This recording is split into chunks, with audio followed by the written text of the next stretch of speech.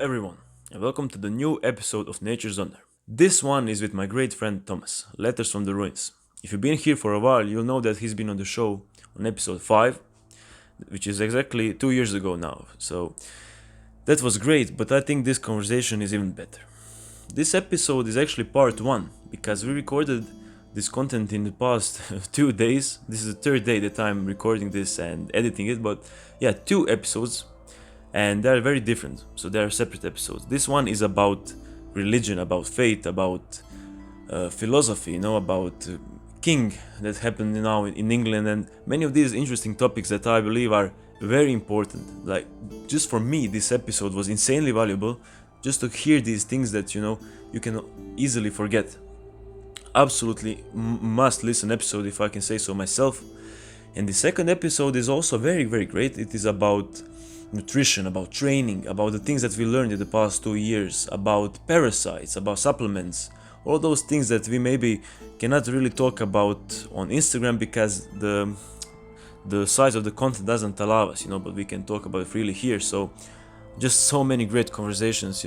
Thomas is such a well-spoken person, smart guy, and I'm sure that you'll enjoy this.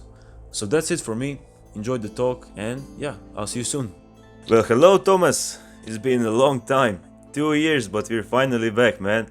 I'm happy Hello, to have you Nature on. Chat. Hello. How's it I'm going, man? very It's a good. pleasure to be on the podcast. Oh, of course, of course. It's finally time to record our esoteric conversation we always have in private. But Yeah, no, we've been man. talking a lot recently about the deepest and most unknown topics to mankind, but I think we both agreed that it's time to bring this to light to the public, because a lot of the things we've been talking about, I've also refrained from posting on Mhm. because they you couldn't necessarily be one of those written down posts. So yeah, this could be a very good format to explore some of those things. There's obviously one thing in mind there, but there's a range of topics that we always talk about that I think people would bring people value just generally.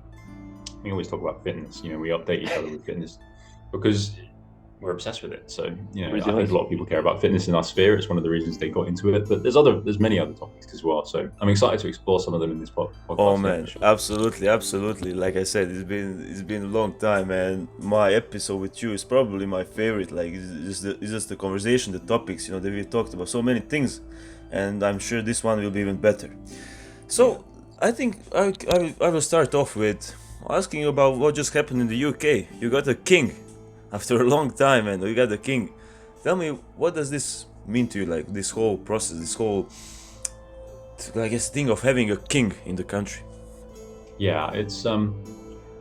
I mean, the sole fact that we have a monarchy is rare in the modern world. That's one thing.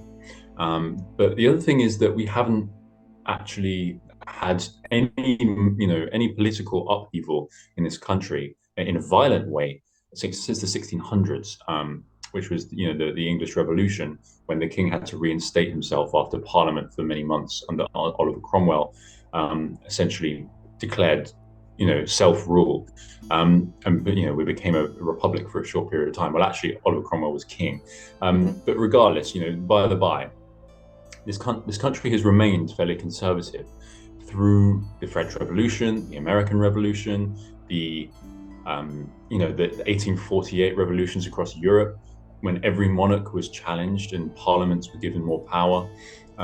What happened in the UK was a very slow drip feed towards republicanism and liberalism, which many are in denial about. And the reason they're in denial about it is because of the public rituals that we have, such as the coronation, but also, that we have kind of royalism in every corner and facet of British life, and it's unapologetic, and it's somewhat inherited. It just exists because it's always existed, but it's also accepted by most people. There are anti-royalists, but the standard British person is a monarchist, which is very rare in the modern world. Very rare. So coming to this Prince Charles, King Charles now, sort of fiasco due to the Queen's death in the last year, everyone was ready for it. Everyone knew that the Queen would eventually pass. The former queen would eventually pass. But when it actually happened, it was like a shock for the nation. It forced us to reconsider our direction as a people, and also what we had assumed to be the case, which is that we will always have this monarch. The queen was 70 years, reigning this country over this country. It's a very, very long reign. And we were so used to it. But, the second that it happened, the outpouring of respect towards our traditions was incredible. I mean, I don't know how much you know about the ritual around the monarch, but essentially, when a monarch dies, 8 days of ceremony begin, and it's like clockwork. People are just they prepared for it. Sorry, so the soldiers have to march in a certain way. Certain rituals have to be performed. They're all rooted in tradition and have been for almost 1,000 years, potentially more. At the very minimum, hundreds of years. And the same is with the coronation. So the coronation, was about 6 or 8 months after the death of the queen. Obviously, they had to actually get everything together. And every step that occurred in that coronation was something that was almost timeless. Now, there are a few elements of liberalism which are kind of sewn in. But what I was surprised by is how little liberalism was sewn into the coronation. Actually, there was one moment which everyone will know, which was this weird dance during the Alleluia done by people of African descent. But otherwise, the coronation was completely fine. It was actually acceptable. So that was quite nice. But the thing is, when you look at this thing, I mean, you'll see the aesthetics from it. You see just oceans of British people coming out to support their monarch. And whether you're Catholic or Protestant, having or something else, by the way, having a respect for the Protestant monarchy is acceptable. Even as a Catholic, it's acceptable. And the reason for that is because the tradition of monarchy is the default tradition of mankind and of Christian societies and nations. You should assume the monarchy, because the monarchy is a direct connection from the state to the church and to God himself. And the monarch is only accountable to God.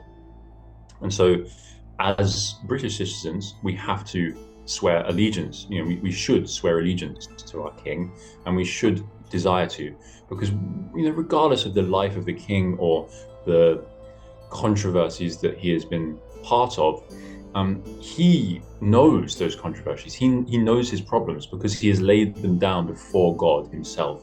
And he cannot be cynical as a political leader in the same way that a parliamentarian leader, such as a prime minister, can be, because a prime minister is governed by the news cycle and journalism, whereas a king can try to be, and then has to face God with the fact that he's done that. And that is the difference between monarchy, which is accountability before God, and politics, which we have today, which is accountability before the people. And the people are fickle and deceptive themselves.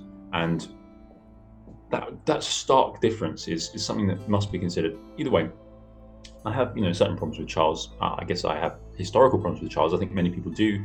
But today and yesterday, when the coronation happened, I forget them. I'm prepared and open to see how he governs this empire. It's not an empire anymore, but it is a commonwealth of nations. There's many nations, Australia, Canada, who the head of state is still the monarch. And I anticipate how he will rule this commonwealth, and how he'll rule this nation, and whether we might have some direction as a people again, which we've lost for some time. Absolutely, it's definitely exciting. Also, just looking from the outside, and the whole ceremony and everything about it, it feels epic to experience something like this in our time. To still have something like this, it's just amazing. It's all of these things that we talk about, most of the things that we talk about, and then you can see this in the process and stuff like that, like swearing down the Bible, holding the Bible and swearing and stuff like that. It's so beautiful that we still have, even like you said, in this world, such things, such traditional things that can be shown to the world.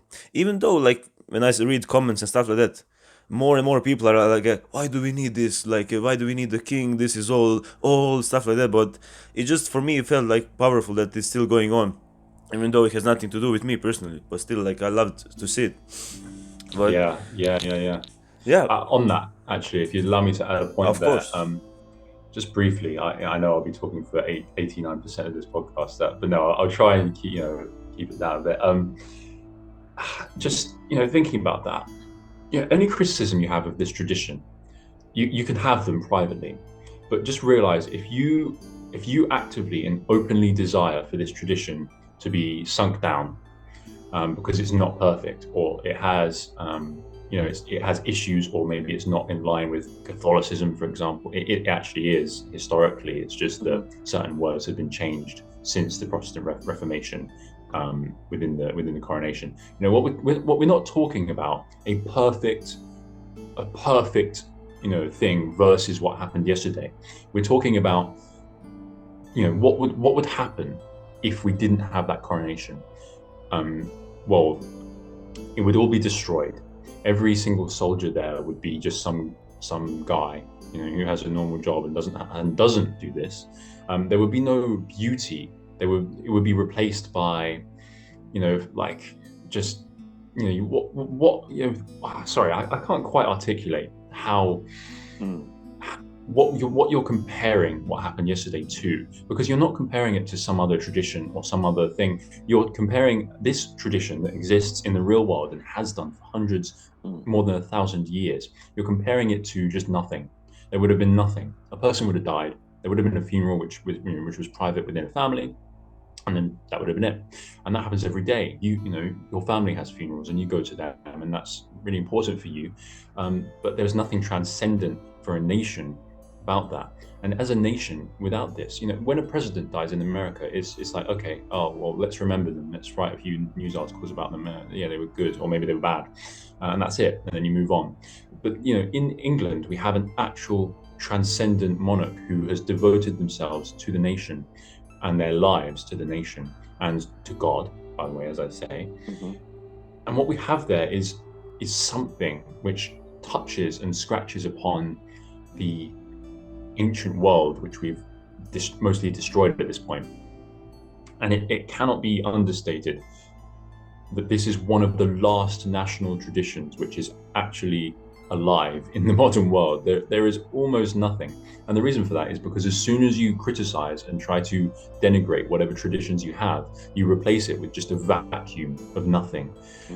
You replace it with, instead of the millions of pounds that were spent on that coronation yesterday, if that was not spent there, it would have just been spent on maintaining the welfare state that just keeps people alive, basically. It would have just maintained this kind of health state that we have right now, where you just make the sole purpose of life is to just increase 75-year-olds' lives by 2 years by giving them $200,000 operations. That's literally all there is in life. It's just maintaining sick life for a longer period of time. It's building bigger favelas around cities to allow, minorities to have housing. That's literally all there is in this world. If you don't have traditions, you just have the multiplication of sewage and people who live on sewage water. That's it. I'm not joking here. That's what you have. You can either have a beautiful tradition, or you can just have sewage, open sewage in your cities. That is the decision that you get as a modern society. Absolutely great point, and I definitely agree, because the modern society, it is soulless. It is simply, like you said, survival, work, die. And there's nothing beautiful about it. And the thing about this monarchy is that is like, it is connected not only to the nation, to the state, but like you said, to God. So it is this beautiful thing that can help just keep the spirit, just that who you are, what you stand for. That is what is missing today, And I'll give you one example. For example, here in Croatia, It's also like we had the war 30 years ago and stuff like that. That was a big thing. Hmm. But after that, we started to kiss ass for the European Union and stuff like that, and we lost our completely like the sense of our like pride, our history, stuff that. The only time today that today we feel like Croatian is, for example, when there's a sport event, when we like are winning some like cup or something like that. That's when everyone gets together, starts singing songs, starts cheering.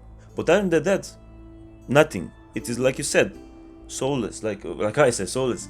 And the people going abroad to work, people like not caring about the jobs here. More and more minorities coming in. Like I have, even where I am in the small town, I have a lot of people from Nepal coming and stuff like that. Many more of them are replacing the jobs because people do not want to work here. They're not getting paid enough, and slowly but surely everything is happening to us that is happening to the rest of the Europe. It's gonna Hmm. happen because, like you said, there's nothing there's nothing there if there's no tradition. There's nothing there if there's no something to be proud of, someone to truly lead, and not someone just to talk in the parliament and try to get more money out of European Union. The great problem of being a conservative in the modern world is, many people listening to this will not consider themselves liberals, and people who want to destroy traditions, but but they may consider themselves conservatives because they want to maintain traditions and they want to have a semblance of normality in their lives. They don't want to have, transgenderism like governing their nation, and they don't want to, they have lots of ideas about what they don't want. Yeah, exactly. And conservatism is, when you look at a great building, a beautiful building, I know that in Dalmatia there are many beautiful buildings which are old. You can look at that building and seek to preserve it. But what you can't do within conservatism is you cannot replicate the spirit that built those buildings. Mm. You can try to maintain the spirit that built those buildings and try to live in them and try to respect them, but you cannot create new buildings. And it's the first, yes, if you maintain traditions, that's great, but you have to also consider as a people whether you are dynamic, whether you are outgoing, whether you are in a growth state, whether you're actually trying to conquer and succeed in the world, or whether you have given up and whether you are lost.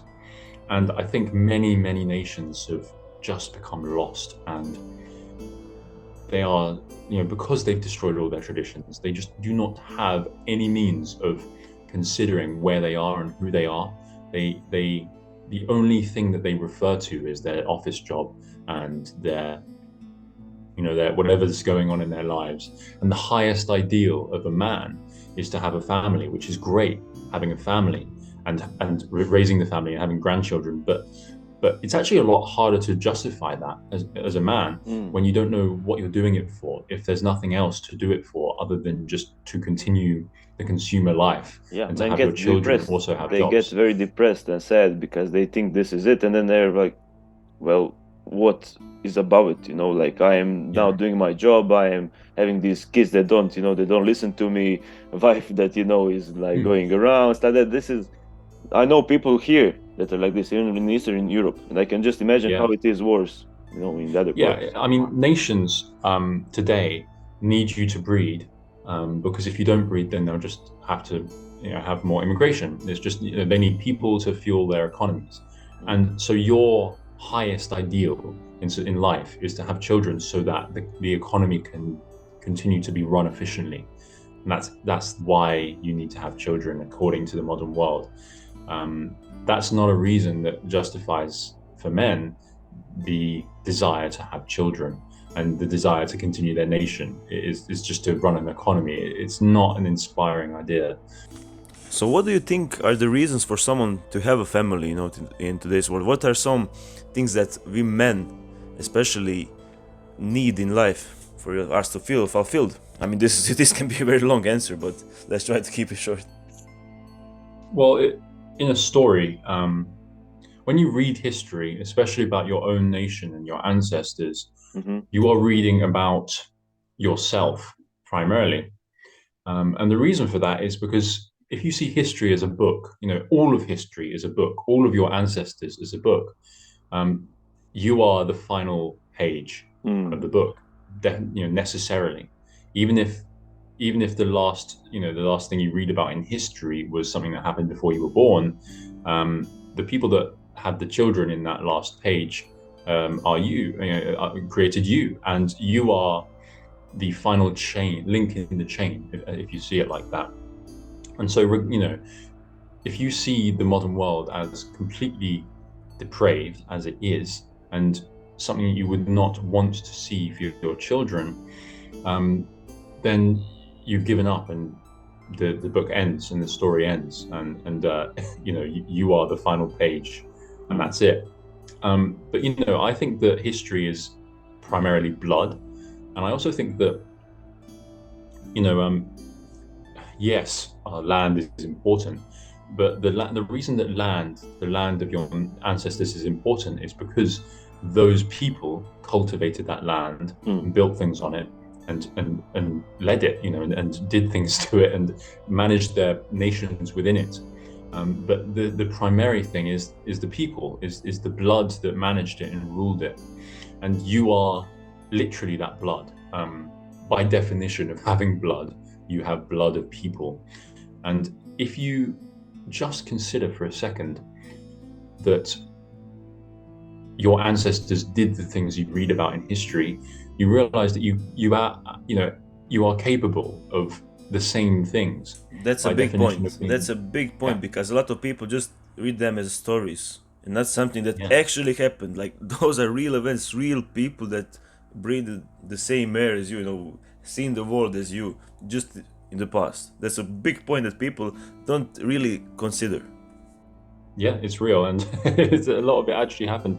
Even if it's there's lots of context to it. Mm. You are part of that story. You are part of that history, and you are the ones that continue it. I'm the person that continues my not. This is another thing, is that I think people can only really think, in the modern world, about their parents and their grandparents, and maybe if they met them, their great grandparents, Mm. and they kind of see that as like the whole of history. I think it's also a very because history kind of began about 70 years ago for most people after 1945. They Mm. kind of see all of history as like a sharp sticking point between 1945 and then everything that happened after, and the whole world is just everything that's happened in the last 70 years. Well, almost 80 now. But the fact is that there is an ocean of history that came before that, which is the overwhelming majority of the composition of your bloodline and your history as a person. And whether your nation, your geography is ruined, destroyed, or whether it is rebuilt, it is people that build things. If you look at criminology, it is people that commit crimes. It's types of people that commit crimes. If you look at societies that are beautiful, it is the people that create beautiful societies. It is not the materials around them that Mm. that that that doom them to destruction. As modern history, by the way, tries to explain everything away by, oh, these people couldn't accomplish anything because they didn't have the resources to do it. It's like, no, the greatest civilizations in history didn't have the resources to accomplish things. They just found other ways of doing it. They had ingenuity. They were people that created things. And it's always the people in history who do stuff. That there is a national character of a people, and you are given, and you are born with that national character, and you are given the right to continue it, or to let it die off. Mm. So whether as an Englishman as well, we have a staunch tradition of being people who, all over the world continue our national character.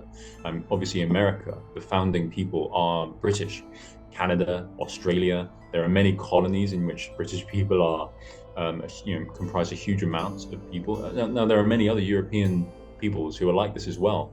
But essentially, you continue your national character wherever you are, and it's the type of person you are and the type of lineage you carry behind you. that creates the beauty around you. And so many of the beautiful things that you might respect from the past, many of the churches and many of the great buildings, and not just buildings, but also history and accomplishments and details that you know about, you carry those possibilities and potentialities in your blood, and therefore in your children's blood and in your grandchildren's blood. So you have to be very selective and very intelligent about how you seek to continue that. And it is the primary prerogative of a man to continue his bloodline. Because if you do not seek to continue your bloodline, then you have no drive in life, because everything you accomplish and everything you do is in the service of a future of a bloodline, unless you get huge pleasure out of raising other people's children. If you do, well done, have fun. But that is not necessarily a masculine trait. Yeah, well, you can just imagine that those people are still alive, your ancestors, and then just think about how they feel like that all of their hard work just went away because you're like, I do not feel like doing it, I'm in this beautiful new world and I will do this and that. Thank you for your effort, but I will completely abandon it, And imagine telling that to people like 200-year-old, telling your great-great-father, oh, yeah, sorry, I will not appreciate all of this, It's just very unthankful way of living, My great-grandfather, he was assassinated because he was for Croatia, for Croatian people back in the World War II, and he was assassinated. Like he had two kids, stuff that just dragged in the middle of the night, assassinated for what he was trying to do good, just do good for our people. Nothing involved with politics or army, just educating people. He was a professor and stuff like that. And my grandfather dedicated his whole life pretty much, he was writing a lot, he was a lawyer, he was doing all of these things, and trying to just honor him in a way, trying to be appreciative of what sacrifice he made. And only like in the last few years I realized how important this is to me, because when I was a lot younger, not even when I started the page, but a lot younger, I was like, what do I have to do with where I'm born at? This is just random, I was just put in this place and I can go wherever, this is all ridiculous. But when you just put it in like the human terms, like how can you be so rude, so disrespectful towards your family member who did everything for you to make your life better, It's just better if you can think about it like this, it is enough just to get you started of, okay, maybe there is something more to it, What you said there about you were put into this place in this time and you have no control over it. This is actually something that comes from John Rawls, who is one of the most evil philosophers in history, and had huge, he did huge damage to the Western world, essentially. But his philosophy was essentially this veil of ignorance, you call it, which is the idea that before you're born, you have to imagine yourself as in a kind of veil of ignorance, like there's a cape around you which makes everything dark, and you don't know who you're going to be. And when you are born, this thing that is in a veil of ignorance, this consciousness, is then put into a flesh, into a body. And the idea there is that so everyone is randomly just put into a body, and everyone is randomly just put into this place in their time, and you're not responsible for that place or time, but actually that just happened. And then what you get from this is the idea that your parents weren't really like making you and stuff like that, or they did make you, but you are something that was just placed into that body that was created. You also get the idea, which Rawls then builds upon, which is, if you were in this veil of ignorance, if you were not to know who you were going to be, then wouldn't you want society to be equal? Because the overwhelming likelihood as a person in the veil of ignorance is that you'll be put into the body of somebody who lives in South India and they're in poverty, or maybe South America, and they're going to get some kind of tropical disease at the age of 2 and die. That's the overwhelming likelihood. And therefore, you should seek to create the most equal society you possibly can, even if it comes at the expense of the wealth of people in the West. So his entire idea was essentially the most radical form of communism you could possibly imagine, which is total resource equality across all the world, total global economic equality. And he said that resources should be given equally to every person. And this is a liberal, by the way. He's not a communist. He's an influential thinker within liberal thought, who is now, his ideas now basically form the underpinnings of the Democratic Party and some of the Republican Party as well in America, and also many Western parties such as the Social Democratic Party in Germany and also the Labour Party in the UK. And this man had such a huge influence. Now, let's not talk about the communism part, the politics part. I'm not too interested in that. I'm more interested in the underlying assumption that most people now have nowadays, which is that they were just put into this body and that they didn't have any responsibility for it. And as a result, why should they seek to further it? Why should they owe anything to their parents? Well, the fact is that this is completely wrong. You were not a consciousness who was placed into a random body. You are the result of conscious actions between people. Even if you were an accident, by the way, even if you were an accident, those two people consciously chose, or at least one of them if there was a rape, which still, accounts for this. Whether or not there was a conscious action from one person or two people, you are the result of human actions, and you were created in this world consciously. And God gave you a soul, yes, but he only gave you a soul because you were going to be born. The body is inseparable from the soul.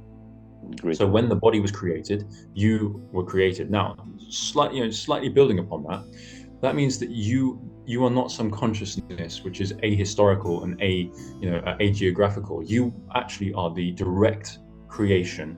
You are the direct descendant of a father and a mother, and those people have descendants themselves, and that puts you in a place.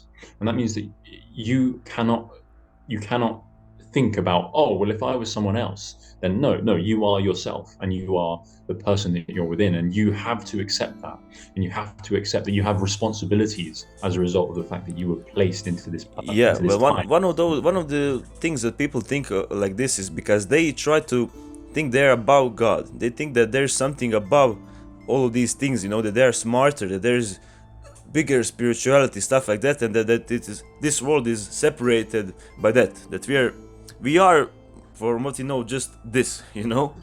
There might be more things, but what we know and what the rules stand in this existence, they are kind of simple. The God gave us the soul, like you said, and we were born from people that God also gave the soul, and this is all connected, very, very interconnected. You cannot separate these things. And because people, like I said, they constantly try to find new ways to make themselves feel more special, but maybe it's not that simple. Maybe it's not just God, this guy in the clouds, like they say. Maybe it's something else. But when you really think about it, like you said, that soul is not separated from the body. It's very true, because everything almost in our faith that we do is physical. Yes, we can pray, but that is physical. That is our own doing. And this is how we practice our faith. So trying to separate these things, it just doesn't work. I really, the more I dive into this religion and stuff like that, the more I realize that God made it kind of simple for us to understand life and made simple rules for us to follow. But of course, he gave us a freedom of thought. And what happens? The devil tries to make us feel, but that's not true. Maybe there's something else, and this is the reason why we're having all these problems. Mm-hmm. We talked about this a few weeks ago on a call. I talked about this idea which I had, which is not my idea, by the way. It's just something that kind of occurred to me in a shower thought, which I then realized that other people were correct about, which is this idea, which is very prevalent, I think, in our circles as well, which is that the idea is that man is an animal by nature, that he's a sinner by nature, that he is sexual, that he seeks to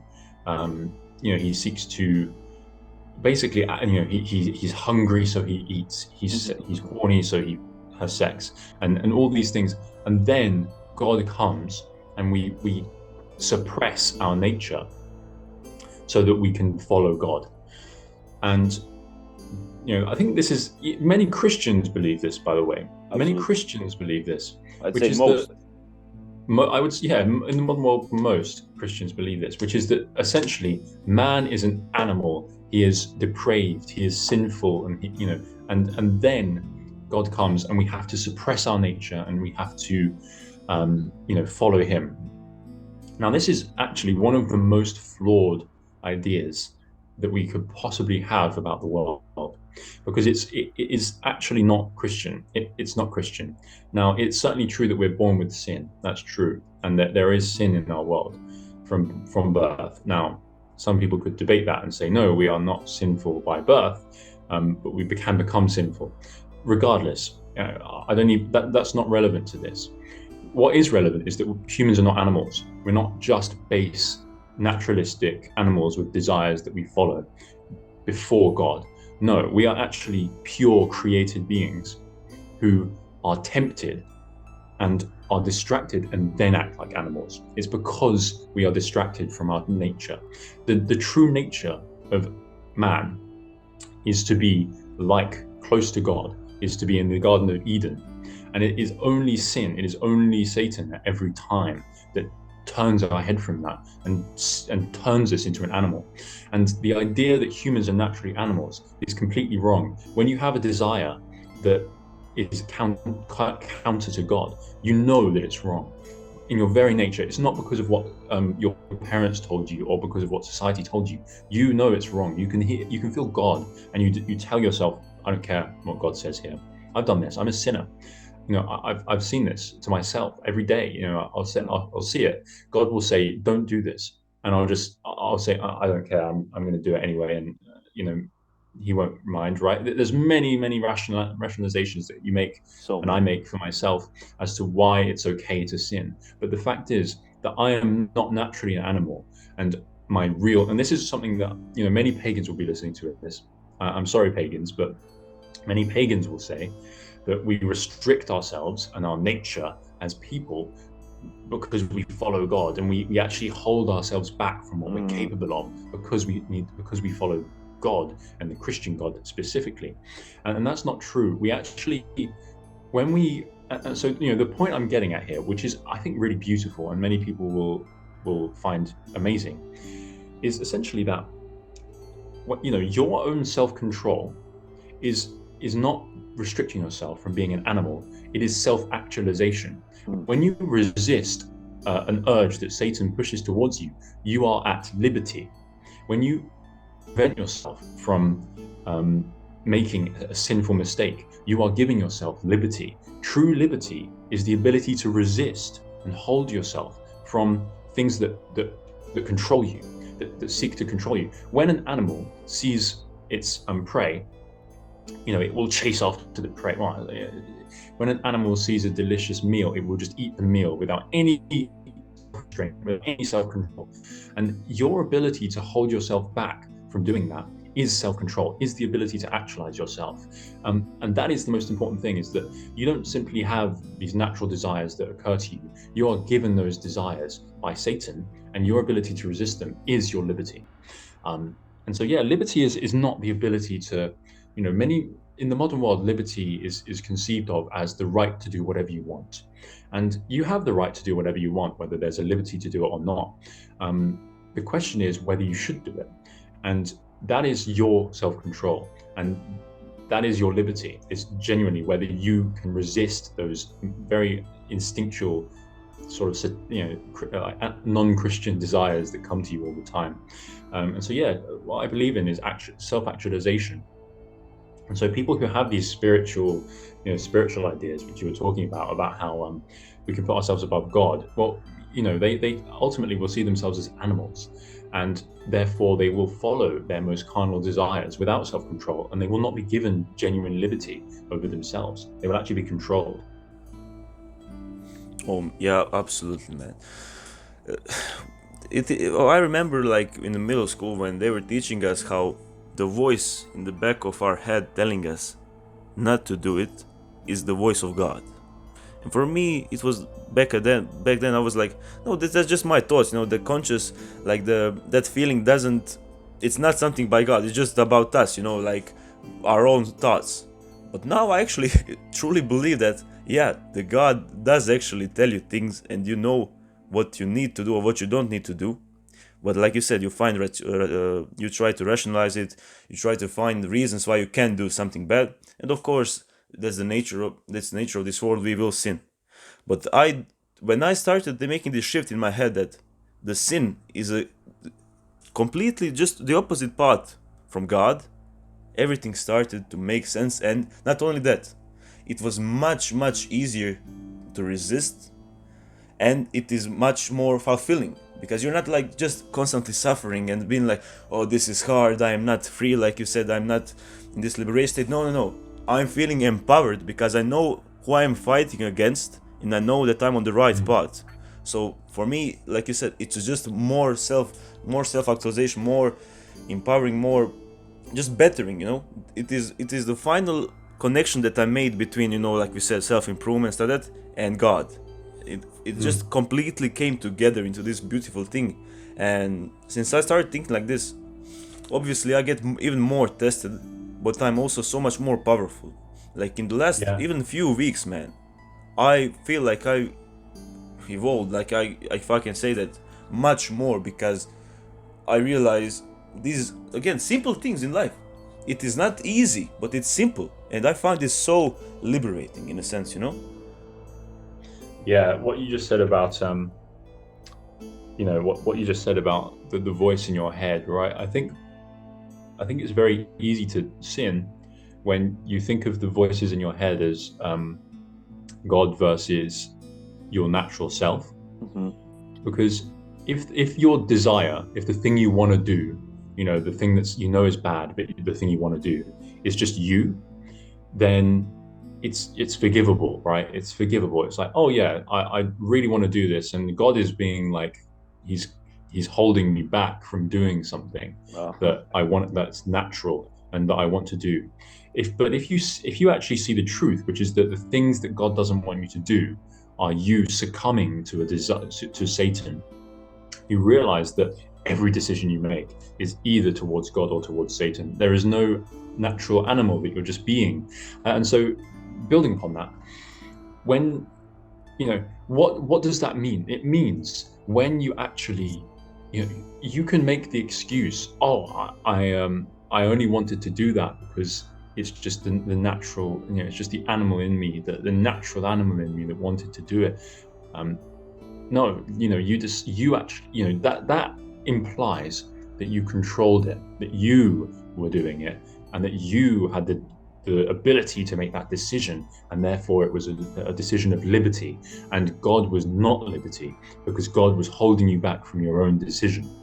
That's the idea there, which is so wrong, with the idea that humans are just animals, because it puts this idea that you are at liberty to do what you want, and you are given the liberty and you make these decisions. It's not true.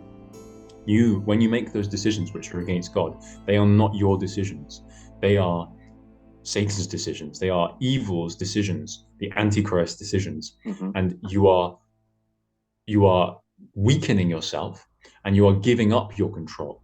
It's the exact opposite. It's not having liberty. It's the opposite of liberty. It is yeah, the loss of control, and therefore you are weak. You're not strong for giving, for it's not a strength to ignore God, and be yourself and to actualize yourself. It is a weakness, a massive weakness. Every time I ignore God, it is because I'm weak. It's not because I'm stronger than God. And this is pride in your head, pride in your soul, that tells you that you are, this is the sin of pride. It's Satan once again telling you, be strong, have sex with that woman or something like that. Mm-hmm. This is what comes to people's minds. Oh, I'm strong as a man because I can have sex with this woman. I'm strong as a man because I can, I can smoke, use these drugs. I can actualize myself. I can make my own decisions. But the fact is, that or I can buy this product. That's what many people think they can do. I'll buy these products and show off to people because that's strength. It's not strength. It's weakness, and it's the loss of control. It's the loss of liberty. Every day in your mind, hundreds of decisions will be made, and they will not be made by either your animal self or by God. And I got to do this because God forced me to. No, God is liberty. God is actually controlling yourself as a man. and I have to learn this. Everybody has to learn this because we're young men and we have not worked out everything yet. I teach people things because I've learned some things, and I also know what I don't know, and some things I don't know that I don't know, and I need to learn. But I'm not like a saint. I don't know if you call yourself a saint, Nature Chad, but I don't think you do. And we are telling you this, the viewer, the listener, because you have to know what is actually your decision and what's not. And you can't just take credit when you control yourself, because you wanted to do something else, probably because of what Satan was holding in front of you. Just realize that's not you. That's all I'm saying there. Yeah, and especially now for everyone listening to this, I want to tell you, like, from my experience, I think this will be the most relatable. Like, in the last few weeks, everything that I'm doing became better. I became more at my job. I became much more. I do more. I'm productive. I do more during the day with my loved ones. I'm more caring. I'm more loving, and so it seems like, yeah, I am maybe not. It's not me when I say it. It's like it's God, and that people think that that's like very humbling. It is, but in the same time, I'm doing the best. I like in the quotation. I'm doing the best that I ever did in my life. So it's funny how it works. I'm not going. I'm not doing what I like. Like, for example, I'm not going towards my path, my desires, but I'm the best that I ever been. I can say this confidently. So it's funny how it works. Mm. It's either God or it's the opposite of God. That's the most important thing. You don't get to take responsibility. I mean, you can, to some extent. You can say, I resisted this sin for God. I resisted this weakness of mine for God. And you can be happy that you made those decisions, by the way. You are able to feel some level of pride is a very difficult one, because to be proud of your nation and to be proud of your history and to be proud of the fact that you are part of a Christianity is a strong thing, and being proud of that is fine.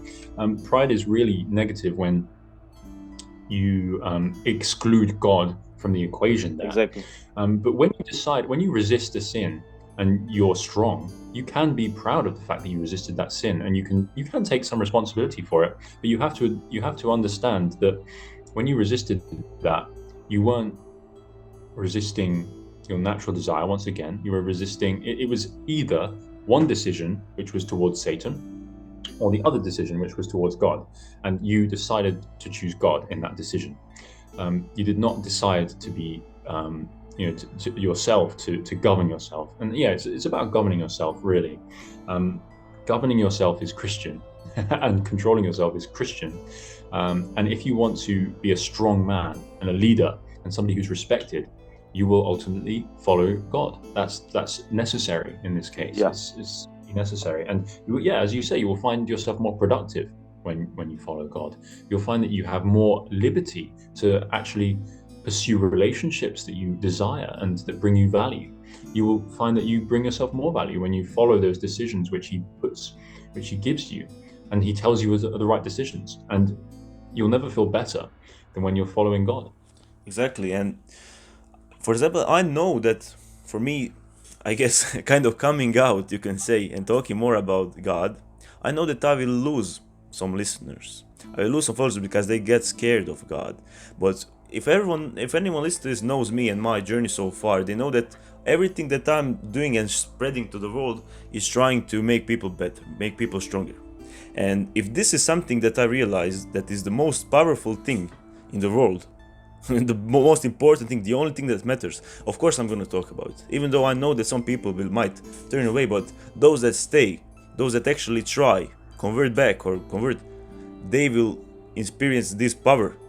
And even, I don't know, if that's what you're looking for, if you're trying to constantly, if you're going in constant circles of failing, being unmotivated, I'm telling you, this is it.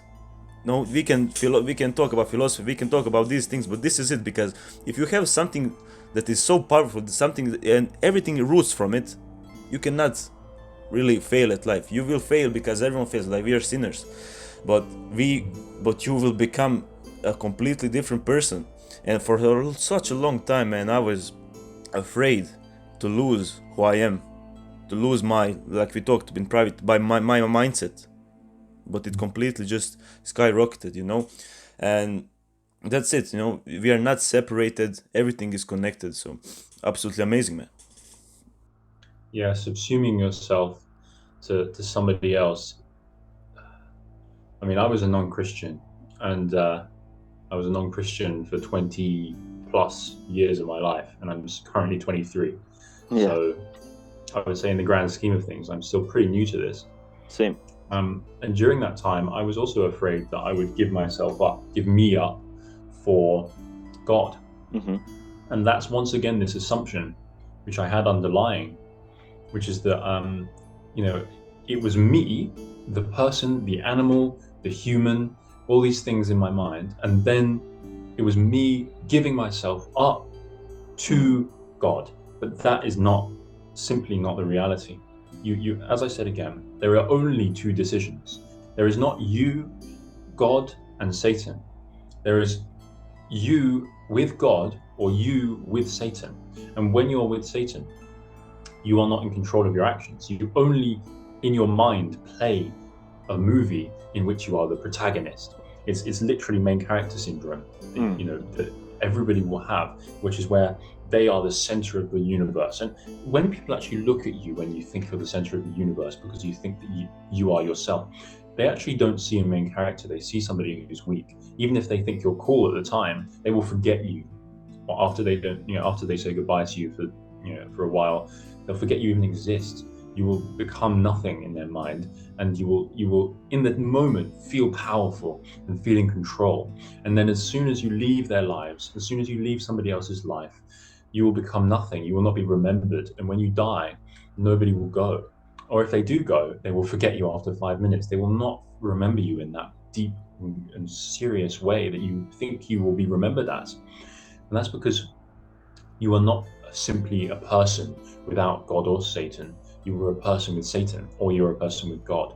And I've said it enough times now, but I think it's a seriously important point to remember, Absolutely. and something that I only realized recently, because I've always put myself first to some extent. I haven't remembered that who I'm deciding between. Even when I became a Christian, there are times when I didn't realize that every decision I make is either one or the other. There's no third way where you can be yourself without them. And I think the modern world tries to convince you that these things aren't even real. They're not even around. It's not that the modern world actively tells you, oh yeah, we like Satan and we're evil. No, that's not really true. The modern world is complete. It doesn't even know what these things are. It's forgotten. It's the same reason that we have no identity and no drive as a people. Is that we've completely forgotten that we're part of a grand metaphysical battle every second of our lives, which governs who we seek to become and where we seek to go. Yeah. And you are part of that. You are playing in that, whether you like it or not. You're part of this game. Yeah. And that is also a reason, going back to what we talked about earlier, why you should seek to continue your legacy. Because if you do not continue your legacy, you are still in the game, but you're the loser. That's it. You're a loser. You've lost. That's Yeah. it. It's your decision. Absolutely, and I recently wrote a post. It's just called "Keep Reminding Me," and I think Yeah. that is just necessary in this world. We're just kind of stupid in that sense that we just have to keep reminding ourselves of this, what's going on, of why we need to do this, and this choice of good and evil. Just gotta keep reminding every day, be it with you literally telling yourself, or be it with the things that surround you, be it in your room, be it in your work, be it in the things that you do, the things that you do. And the true faith is obviously in things that we do. And I think that would actually be a perfect segue to just more broad talk, but all of this is very connected because it does fulfill our spirit, and it does serve the material world that we are living in a sense that it's making us better and other people better. So I think I'll end the recording here, and then we'll talk about some more like training. We'll talk about other things that we also enjoy, but I think this is the first fundamental step that we need to get across. Great. No, very good. Let's start the next one. Sure. Part 2 of the podcast is coming in the next few days. Stay tuned and much love. If you're looking for the highest quality heavy metal tester shilajit, then feel free to check out Mountain Drop. It's a brand I trust and use for over a year now, and with the code nature.chad10 you can get 10% off on your order. The most delicious and healthy recipes are at your disposal in Nature Chad's cookbook. Family recipes, tradition, and wisdom went into it. More than 35 tasty meals just waiting for you to try them out. Link is in the description. Nature Chat's Warrior Quest, a serious group for people who are determined to change their lives and also the world around them. We are going to embark on the shared quest, but also improve on those personal goals. The quest is out May 21st and it includes exclusive content such as training logs, essays, recipes, but also there'll be weekly check ins, video call meetings, daily missions, and even more. Coming out soon.